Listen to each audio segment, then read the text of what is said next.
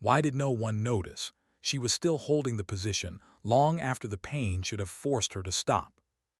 The cold had already climbed past her boots, past her ankles, and into the marrow of her legs. It wasn't accidental cold. It was designed, controlled. A temperature meant to test compliance without leaving bruises.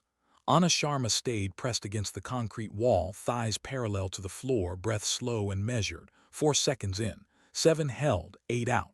She didn't look at the clock. She didn't look at the door. Time only mattered to people waiting for permission to quit. 2 hours earlier, someone had decided she should be here alone. Not because she failed, but because she didn't belong. At least that's what they believed. The steel door finally opened with a sound that echoed louder than it needed to. Yellow light spilled in, harsh and deliberate. A silhouette filled the frame. Sergeant Major Cade, a man shaped by decades of authority and the comfort of being listened to. He expected slumped shoulders, maybe shaking legs, maybe a lesson learned. Instead, he found stillness. Perfect posture, calm breath, eyes forward. It unsettled him. "General's waiting," he said, as if the words themselves were a favor. He didn't offer a hand, didn't wait for a reply. Authority didn't require courtesy. Anna waited 10 more breaths after he left, not for him, for herself. Then she stood smoothly, like her muscles had never screamed at all. As she walked through the underground corridor, the facility revealed itself in layers of fluorescent light and recycled air. This place stripped people down. It rewarded loud confidence and punished quiet competence. The men lining the hallway barely pretended not to stare, rifles being cleaned, jokes half-whispered, appraisals made without data. They knew her file. Signals intelligence, analyst numbers screens. They didn't know the rest. In the briefing room, the mockery didn't bother to hide. Paper pusher's first field trip. She adjusted her headset without reacting. Calm hands, familiar motions, the kind built from repetition, not theory. Cade's eyes found her when he spoke. Night navigation, solo, communication silence. "Sharma, you go last." A pause intentional. 10 minutes behind. A few smiles around the room. Anna met his gaze. "I will manage." It wasn't defiance, it was a statement. Someone whispered about her kill count, about simulations, about fake numbers earned behind a screen. Anna memorized the terrain instead. Wind direction, snow behavior, the stars that would be visible through the valley cuts. When Cade handed her a GPS with a condescending smile, she clipped it to her vest and never turned it on. She stepped into the night after everyone else disappeared. And then she chose a different path. She climbed instead of followed. Higher ground, harder terrain, less forgiving but honest. The mountain spoke if you listened. The men ahead stared at glowing screens. She watched wind-carved snow, felt pressure changes in her chest, counted steps, counted breaths. An hour later she saw them stalled, lost, arguing beneath an ice wall that didn't exist on their maps. She didn't stop. She reached the rendezvous point 45 minutes early and waited without announcing it. When Decker stumbled in, breath ragged, disbelief written across his face, all she said was, "I walked." The respect wasn't spoken yet, but it had begun. And then the radio cracked. Thunderhead was down. The tone changed instantly. Fatigue vanished. The exercise became real. Cade issued orders fast, reflexively pushing Anna back into the role he understood. Rear signals only. She didn't argue. The mountain did it for her. The avalanche cut their route. The storm erased the sky. Technology failed one system at a time. GPS went dark. Radios dissolved into static. The men trained, armed, elite, became small against the white fury swallowing them whole. They wanted to stop, dig in, wait. Anna felt the temperature drop like a countdown. "If we stop, we die." Her voice didn't shake, it didn't need to. She read the storm like a language she'd learned the hard way. Wind as compass, snow as map, ground vibration as warning. She knelt, touched the rock barehanded, closed her eyes. Follow the wind. One by one they turned toward her, not out of faith, out of necessity. Even Cade followed. She led them through nothingness, probing, listening, adjusting. When one slipped toward a hidden drop, she anchored him without thinking, shoulder screaming, breath steady. Hours later, the wreckage appeared like a scar in the basin. They had survived because someone listened. Tracks in the snow told her more. 4 hostiles prepared, waiting. Cade wanted a frontal assault. No, she said. Her plan was quiet, precise, lonely. She moved alone through the storm while the others created noise, climbed behind the enemy without being seen. The shots were soft, final, efficient, not heroic, necessary. When she stood over the recovered data core, the men below finally understood. The file wasn't fake. The silence afterward was heavier than the storm. In the debriefing room, the truth waited in a thin folder. Redactions, numbers, dates, real missions, real consequences. The general didn't raise his voice. He didn't need to. Cade lost his command. Decker lost his arrogance. The team lost illusions they'd mistaken for strength. Anna gained nothing she hadn't already earned. Later, alone in the armory, she cleaned her rifle like she always did, methodical, grounding. Elias thanked her quietly, not for heroics, for survival. She looked at her reflection in the steel. Respect was useful, but competence was permanent.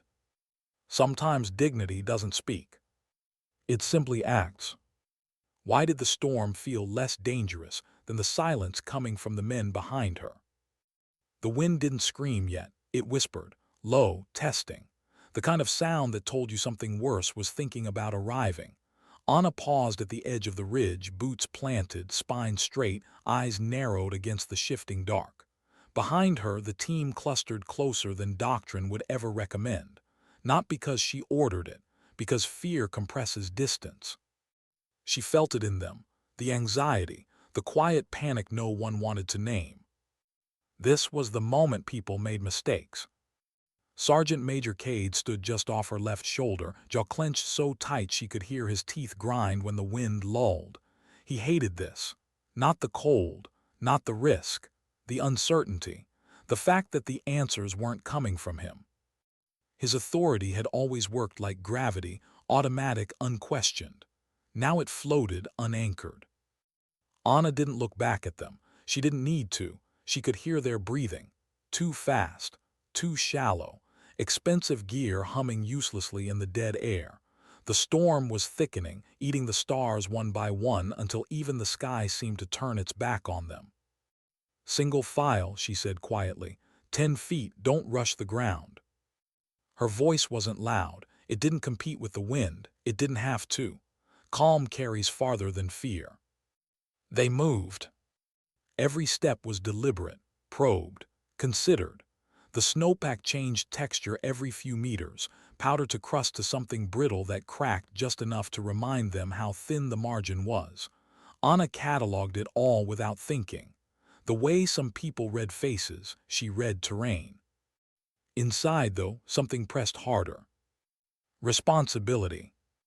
Not rank, not command. Responsibility for lives that had doubted her an hour earlier. Men who had laughed at her file. Men who would die just as easily as anyone else if she misread the mountain by a single degree. She didn't resent them. That surprised her. Resentment took energy. She needed every ounce. A gust slammed into her left side, sharper than the others. She raised a fist instantly. The line stopped without question. Somewhere behind her, a man exhaled too loud, relief slipping before he could catch it. On a crouched, gloved hand brushing snow away from a rock face. The stone beneath was glazed, too smooth, ice hiding under fresh powder. She shifted the route 3 degrees east. That tiny correction saved them from a slide none of them would ever know existed. As they descended, the storm grew teeth. Visibility collapsed to arm's length. Headlamps became liabilities, so she ordered them off. Darkness closed in, thick and intimate. The kind that presses against the eyes until the mind starts inventing shapes. She focused on sensation instead. Wind pressure on skin, the sound of snow striking fabric, the subtle vibration under her soles that told her the slope was growing unstable. Behind her, Decker stumbled. It wasn't dramatic, just a fraction of a second where his foot didn't land where he expected. But panic has momentum. His arms flailed. His breath spiked. He slid. Anna moved before thought finished forming. She dropped her center of gravity, drove the pole into the snow at an angle she trusted more than sight, and caught him by the strap of his pack. The jolt tore through her shoulder, white-hot and immediate. Pain bloomed, clean and bright. She held. Decker gasped like a man waking from drowning. Someone grabbed him. Another anchored them both. The line stabilized. No one spoke. They didn't thank her, not yet. Shock had taken the words. Anna stood slowly, rolling her shoulder once. Pain logged, filed, ignored. "Watch your spacing," she said, voice steady. "The mountain doesn't care if you're tired." It wasn't a rebuke, it was a reminder. As they moved again, she felt something shift, not in the terrain but in the air between them. The way their steps matched hers more closely now. The way no one questioned her corrections. The way Cade stopped hovering and started following. Trust didn't announce itself. It settled quietly like snow. Her mind drifted for half a second, dangerous but human. She thought of another storm, years earlier, different mountains, different names, a mission that never made it into the files these men had mocked, a night when silence wasn't just tactical, it was survival. She pushed the memory away. Later. Always later. The basin opened beneath them without warning. One step, then suddenly the ground fell away into a wide, white bowl. At its center, half buried and twisted, lay the wreckage. Thunderhead. Even broken, it looked wrong against the landscape. Too sharp, too deliberate. Smoke or steam rose weakly, carried sideways by the wind.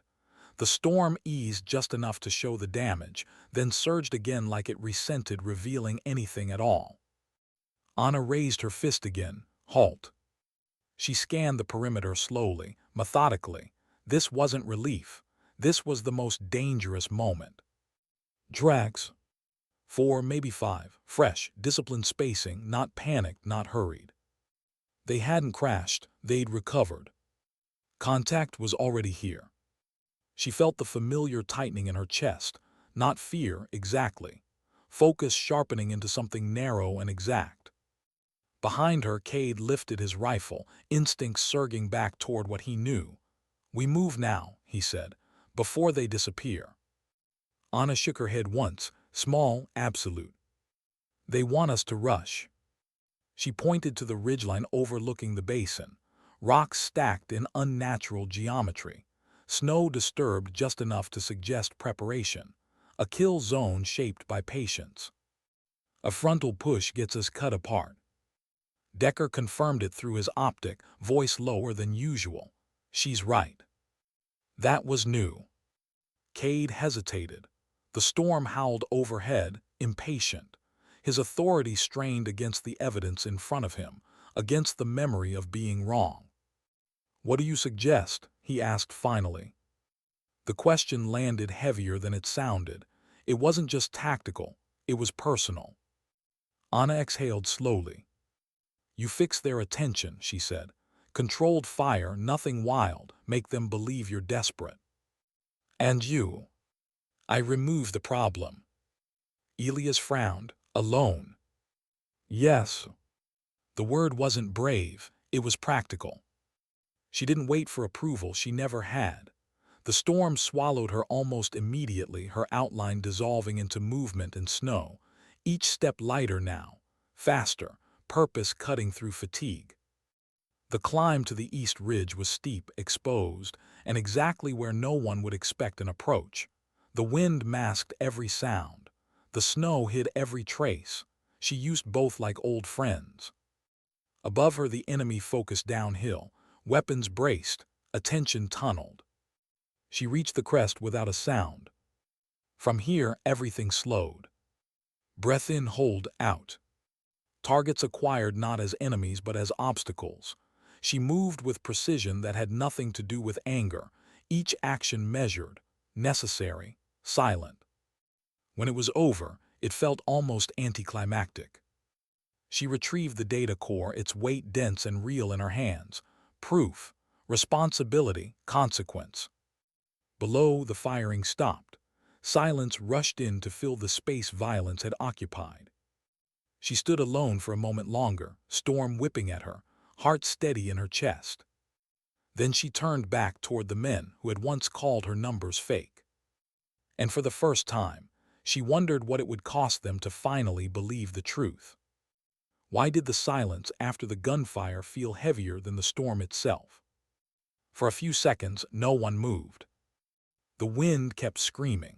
Snow kept cutting sideways. But the chaos that had filled the basin moments earlier was gone, replaced by a stillness so sharp it almost hurt to breathe in it. Anna stood on the ridge, the recovered data core secured against her chest, her outline barely visible through the swirling white. Below, the men stared upward, trying to process what they were seeing and what they hadn't. They had expected noise, struggle, something messy. What they got instead was absence. Cade was the first to break it. "Cease fire," he said, though the order came too late. Weapons were already lowering. Hands that had been shaking moments earlier now hung still, uncertain what to do with themselves. Anna descended without hurry. She didn't slide, didn't rush. Every step down the ridge was deliberate, careful not to undo the work she'd just completed. When she reached the basin floor, she placed the data core gently on a flat rock, as if it were fragile instead of hardened against explosions and impact. "It's intact," she said. Her voice sounded almost out of place, calm, even human, against the frozen wreckage and the bodies half buried in snow. No one responded at first. Decker finally swallowed and nodded. "Copy." It wasn't eloquent. It didn't need to be. The storm pressed in again, reminding them time was still moving. That survival didn't pause for awe. Anna scanned the perimeter once more, slower now, confirming what she already knew. No additional tracks, no secondary team, just them, the wreckage, and a mountain that had already taken its toll. "We need to move," she said. "The basin will drift over in less than an hour." Cade hesitated only a moment before nodding. "All right, you heard her." The phrasing mattered. He noticed it too. They moved quickly but not carelessly, securing what they could, marking what they couldn't. The drone's carcass groaned softly as the wind threaded through broken composite, a sound too close to breathing for comfort. Anna worked alongside them, methodical, efficient, never stepping where she hadn't already tested the ground. Inside her, something loosened. Not relief, not pride. Exhaustion. The kind that doesn't touch the body first. The kind that settles behind the eyes, deep and quiet, where memories wait. She pushed it down. Later. Always later. The exfiltration route was worse than the approach. The storm had shifted again, the wind now biting from a new angle, carrying heavier snow. Visibility came and went in pulses. The mountain seemed to rearrange itself between blinks. They followed Anna without question now. Not because of rank, not because of orders. Because she had already brought them through what should have killed them. When one man lagged, she slowed the pace without comment. When another struggled with numb fingers, Elia stepped in before she needed to ask. The team had changed shape, less sharp-edged, more aware of each other. Even Cade walked differently, head up, eyes off his instruments, watching the terrain the way Anna did. Learning. By the time the forward operating base lights emerged through the storm like distant embers, everyone was operating on instinct alone. They passed through the perimeter half-frozen, battered, alive. Alive. Inside the decontamination bay, heat slammed into them like a physical force. Steam rose from gear and skin. Someone laughed once short, disbelieving, then stopped, embarrassed by the sound. Anna peeled off her gloves slowly. Her fingers burned as blood returned, pain blooming in waves she accepted without reaction. She flexed them once, twice. Everything still worked. Good.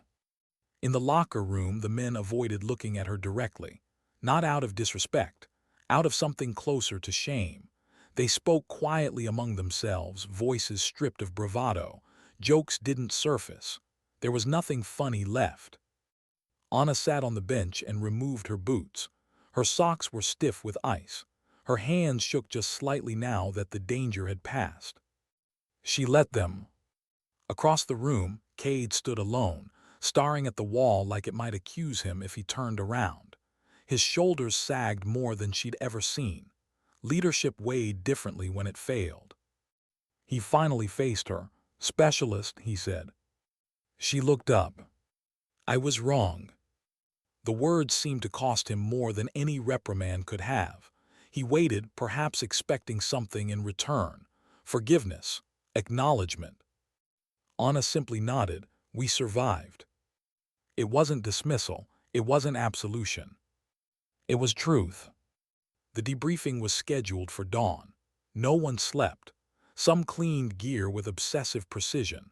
Others sat staring at nothing, replaying moments that could have gone differently and almost had. Anna stood by the window of the corridor, watching the storm finally begin to thin. The mountains emerged slowly, reluctantly, like witnesses stepping back into the light. Her reflection hovered faintly in the glass. She looked the same. That bothered her more than she expected. At the briefing table, the silence felt intentional. Polished black surface, warm lights, coffee no one touched.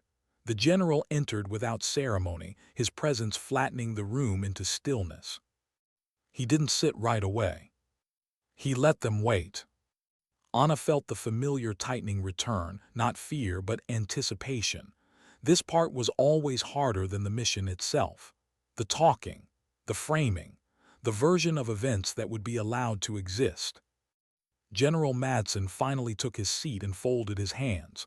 "I've read the preliminary reports," he said calmly. "They're efficient." Cade didn't look up. "Efficient is a word we use when we don't want to examine something too closely," the general continued. "Today, we will examine it." He slid a thin folder across the table. It stopped in front of Cade.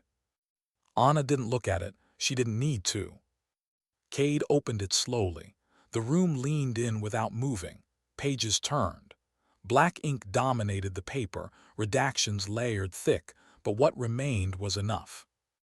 Dates, locations, units unnamed. Numbers. Cade's face drained of color. The general's voice was even. "The kill count you dismissed as simulated. Do you still consider it fictional?" Cade swallowed. "No, sir." The general nodded once. "Good, because it was never meant to impress you. It was meant to warn you." He shifted his gaze to the rest of the team. "You were tested, not by the storm, not by the enemy, but by your assumptions." Decker stared at his hands. "You failed to recognize competence because it didn't arrive packaged the way you expected," the general continued. "You mistook silence for inexperience, precision for passivity." His eyes found Anna. They softened not kindly but honestly. "Specialist Sharma was never here to prove herself," he said. "She was here to observe you." The weight of that landed slowly. She observed a command structure that nearly collapsed under pressure, a team that defaulted to hierarchy over reality. And yet, he paused. She adapted, she compensated, she led. Cade closed the folder. His hands trembled. "Effective immediately," the general said. "You are relieved of command." No drama, no raised voice. Just consequence. When it was over, the room felt smaller. Anna stood to leave without being dismissed. No one stopped her. In the armory later, she worked alone, the familiar ritual grounding her again. Strip, clean, reassemble, each motion precise, each breath measured. Elias appeared quietly. "You saved us," he said. Anna didn't look up. "I did my job." He nodded. "So did you, in ways we didn't see." She paused, then continued working. The respect settling around her now felt different, heavier, less clean. She didn't chase it. She had learned long ago that recognition fades faster than storms. Competence endures. And sometimes, the most dangerous thing a person can carry into a mission isn't a weapon. It's certainty in the wrong story. Why did the quiet after the general left feel more threatening than the storm ever had? The room emptied slowly, as if everyone was afraid that moving too fast might make the truth echo louder. Chairs slid back with careful restraint. Boots crossed polished floors without their usual confidence. No one spoke to Cade. No one needed to. His authority had already been stripped in front of witnesses, and silence finished the job better than words ever could. Anna stepped into the corridor and felt the building's artificial warmth press against her skin. It should have been comforting. It was. The heat reminded her how close the cold had come, how thin the line had been between survival and something else. Failure. She walked without destination at first, letting her body choose familiarity. Fluorescent lights hummed overhead, steady and indifferent. The base smelled like disinfectant and metal and old coffee, life continuing as if nothing had happened. But something had happened. It always did. She reached the armory again, not because she needed to be there, but because routine kept the edges from fraying. The rifle waited where she had left it, clean, ready, honest. Tools never pretended to be something they were. She worked in silence, hands moving on instinct alone. The repetition slowed her breathing. With each component she cleaned, something inside her loosened. And then, without warning, the past pressed closer. Not images, sensations. Cold fingers that didn't belong to winter. The sound of rotors cutting air in a place where no aircraft should have been. A voice in her ear saying, "Stay quiet, no matter what you hear." She stopped moving. Her hands rested on the cloth, still controlled. She had learned early that memories were like storms. You didn't fight them head-on. You waited until they passed, or you learned how to walk through them without losing direction. Footsteps approached. She didn't turn. You're hard to find when you want to be. The voice was unfamiliar, calm, older. General Madsen. She acknowledged him with a nod but kept her focus on the rifle. "I wasn't hiding, sir." "No," he agreed, "you were." He stood across from her, hands behind his back, eyes scanning the room without really seeing it. He looked tired now, not physically, institutionally. "You know why I wanted to see how that team handled you," he said. "Yes, sir." He waited. She didn't elaborate. Most people filled silence. Anna let it work. "They have an exceptional record," he continued. "On paper, so do you." She finally looked up. "Paper doesn't freeze, sir." A faint smile touched his mouth. It didn't last. "I built my career on men like Cade," he said quietly.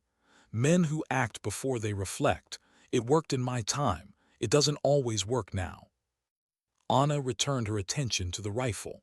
The mountain didn't care about his time. "No," the general said. "It cared about competence." The word lingered between them. "I won't apologize for what you endured," he went on. "I won't pretend the system didn't fail you repeatedly before it corrected itself." She slid the bolt into place. Click, solid. "Correction doesn't erase damage," she said. Madsen nodded. "No, it doesn't." He hesitated, then spoke again.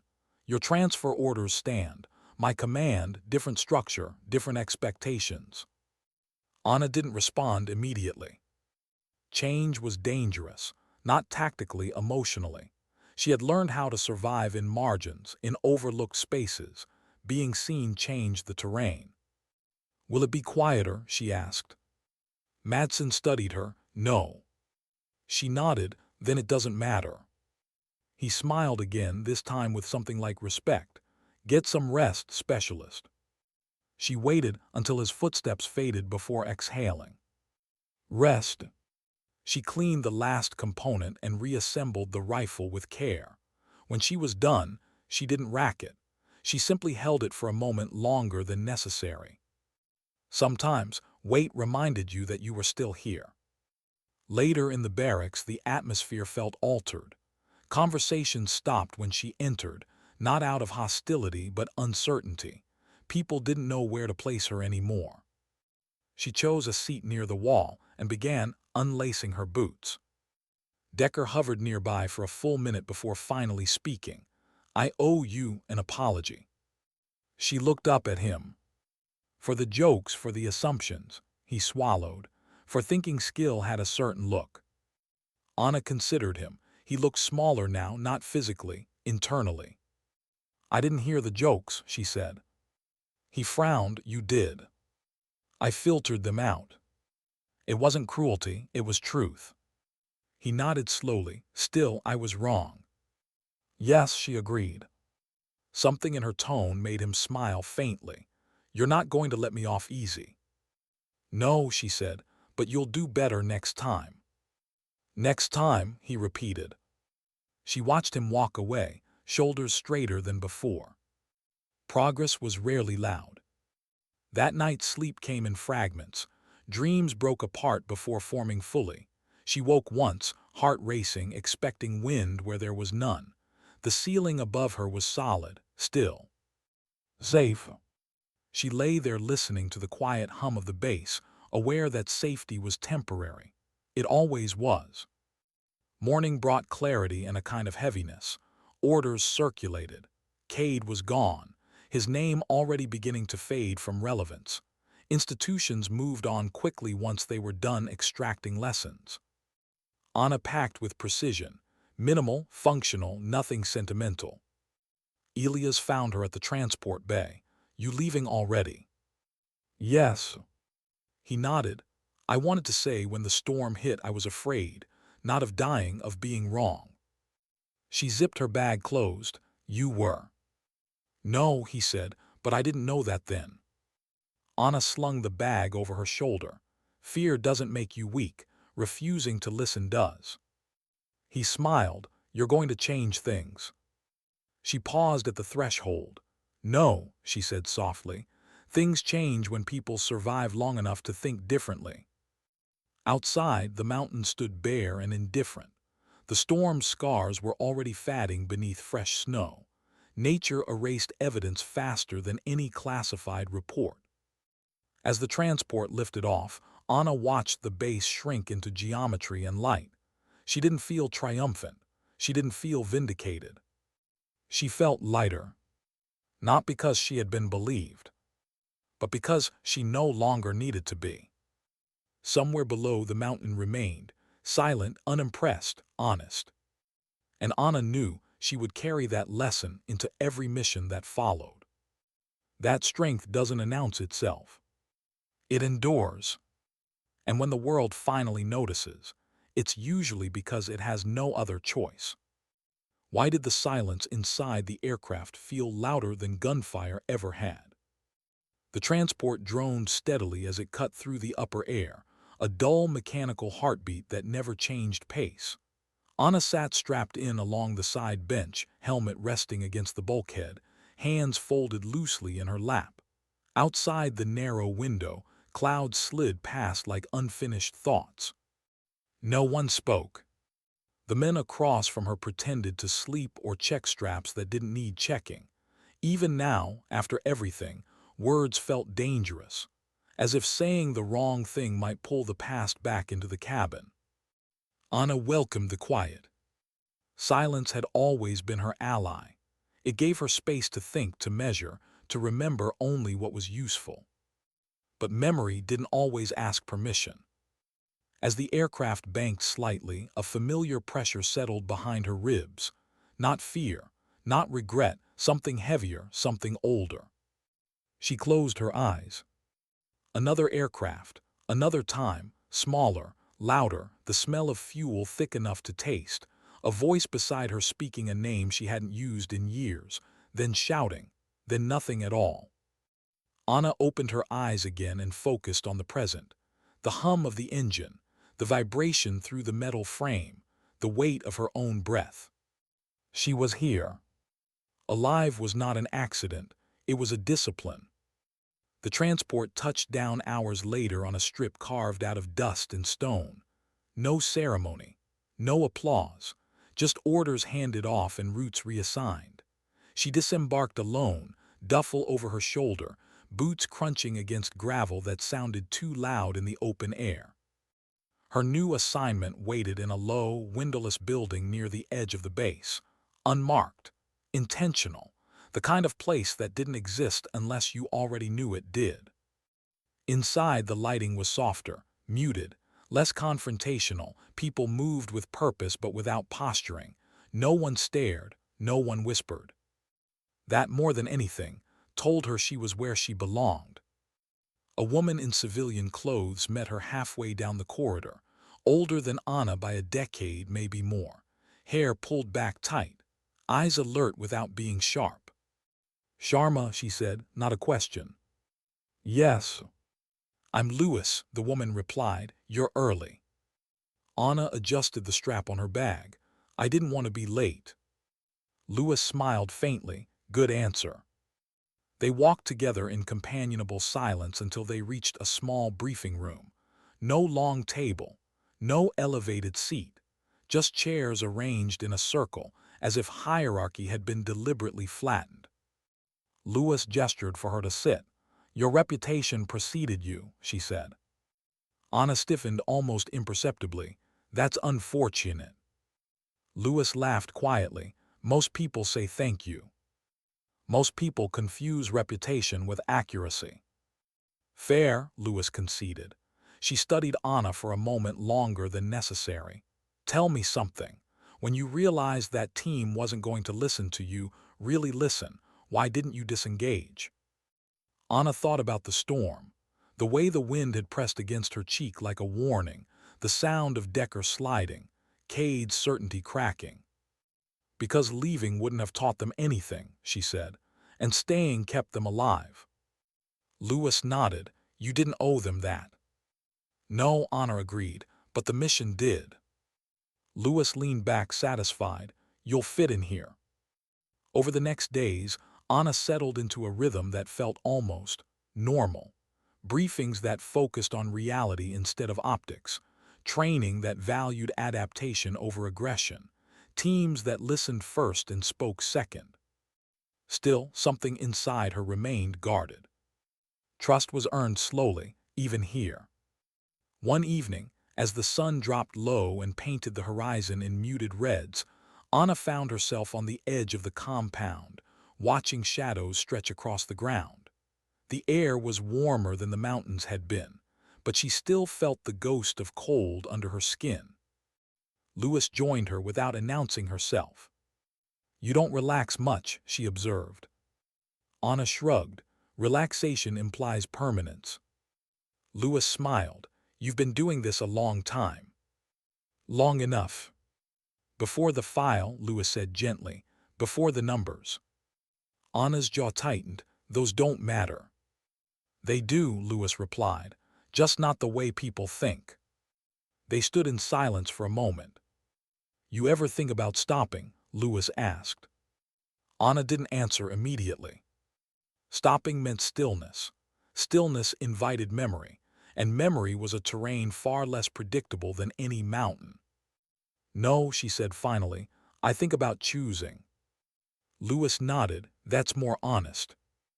That night, Anna sat alone in her quarters, reviewing maps for an upcoming operation she hadn't yet been assigned. Old habit. Preparation without permission. Her mind moved easily through terrain lines and weather patterns, threat assessments and exit routes. But between the data, something else surfaced.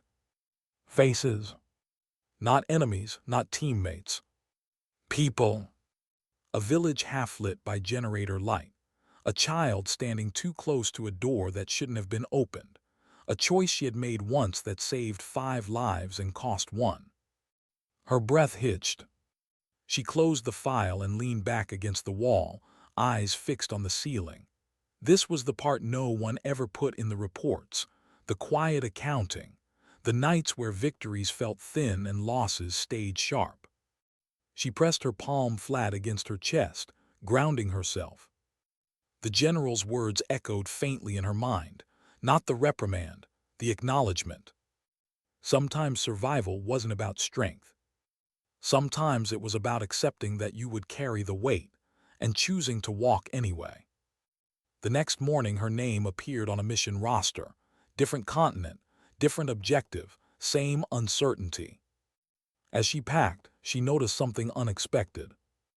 Anticipation. Not adrenaline, not hunger for action. Purpose. She moved with renewed clarity, aware that every step forward was also a step away from the person she had been, and toward someone still unfinished. Before boarding, Lewis stopped her once more. "One thing," she said, "you don't have to prove anything here." Anna met her gaze. "I know." Lewis hesitated. "Do you?" Anna allowed herself a small, rare smile. "I prove it to myself." The aircraft engine spun up, steady and familiar. As Anna climbed aboard, she took one last look at the base behind her. It didn't feel like an ending. It felt like a continuation. Because redemption was never loud. It didn't arrive with medals or raised voices. It came quietly, when you stopped running from who you were and started moving toward who you could still become. Why did the mission feel lighter, even as the weight of everything she carried remained the same? The aircraft vibrated beneath her as it crossed into unfamiliar airspace, the sound steady enough to disappear into the background. Anna sat with her head back, eyes open, watching the red cabin lights blur slightly with the motion. Around her, others prepared in practiced silence. No jokes, no bravado, just quiet checks and mutual awareness. This team didn't need convincing. That difference mattered more than she expected. She closed her eyes briefly, not to rest, but to center herself. Somewhere below them was a place that didn't know her name, her file, or the numbers people had once argued about. That anonymity was a relief. Out there, she would simply be a presence, a decision-maker, a pair of steady hands when things went wrong. The ramp light shifted. 5 minutes. She inhaled slowly. The familiar tightening came, not fear but gravity. The understanding that once boots hit the ground, everything narrowed to moments and consequences. Past and future lost their meaning. There was only now. As the aircraft descended, she thought about the mountain again. Not the storm, the silence after. The moment when belief had finally replaced doubt, not because of explanation, but because reality had made arguing impossible. She wondered how many times she had been mistaken for something smaller than she was. She wondered how many times she herself had done the same to others. The landing was smooth, controlled. The doors opened to warm night air carrying unfamiliar scents, dust, vegetation, distant smoke. A different world, different risks. Anna moved with the team, slipping into the environment like she had been shaped for it. No hesitation, no announcement, just adaptation. She read the ground the way she always did, nodding what didn't belong. A broken branch too fresh, a light where darkness should have lived. Halfway to the objective, the team halted. A decision point, 2 possible routes, both flawed. The team leader glanced at Anna, not with expectation but with trust. She assessed quickly, wind direction, sound travel, the way the terrain funneled movement. She pointed left. They followed. Later, when it was over, when the objective was secured and no one had been lost, the acknowledgement came quietly. A nod, a hand on her shoulder, nothing ceremonial. It was enough. Back at base, as dawn crept in and painted the horizon with color, Anna sat alone on a low wall, boots dangling over the edge. The mission adrenaline drained away, leaving behind the familiar hollow calm. Lewis joined her without speaking. "You led that without leading," she said eventually. Anna watched the light spread. "People don't need to be led," she replied. "They need to be understood." Lewis considered that. "You ever get tired of being the quiet one?" Anna smiled faintly. "Loud doesn't last." They sat together as the day began, two figures framed by a world that would never know what had almost happened the night before. Later that morning, a message arrived. Brief, official, a commendation that would never be public, a line added to a record few would ever read. Anna deleted the notification after reading it once. She spent the afternoon recalibrating gear, checking maps, preparing for what came next. Routine, purposeful, grounding. As evening settled in, she found herself standing alone again, watching shadows stretch across the base. The cycle continued. It always would. But something inside her had shifted. Not because she had finally been recognized, but because she no longer needed to be. She understood now that dignity wasn't something granted by rank or reputation. It wasn't proven through arguments or displayed through noise. It lived in the choices made when no one was watching, in the restraint to act only when necessary, in the courage to remain silent when silence served something greater. She thought of the men on the mountain, of Cade's certainty breaking, of Decker learning, of Elia's trusting instinct over hierarchy. She thought of herself, younger, colder, learning the same lessons alone. The world would continue to doubt women like her, to question quiet competence, to mistake calm for weakness. And still the work would get done. Anna turned away from the fading light and walked back toward the building, footsteps unhurried, posture relaxed. She carried her history with her, not as a burden but as a map. Every scar a contour line, every loss a warning marker. She didn't need the world to understand her. She only needed to keep understanding herself. Because sometimes strength doesn't shout. Sometimes it waits. And when the moment comes, it moves, without apology, without spectacle, and without needing permission. Sometimes dignity doesn't speak. It simply acts.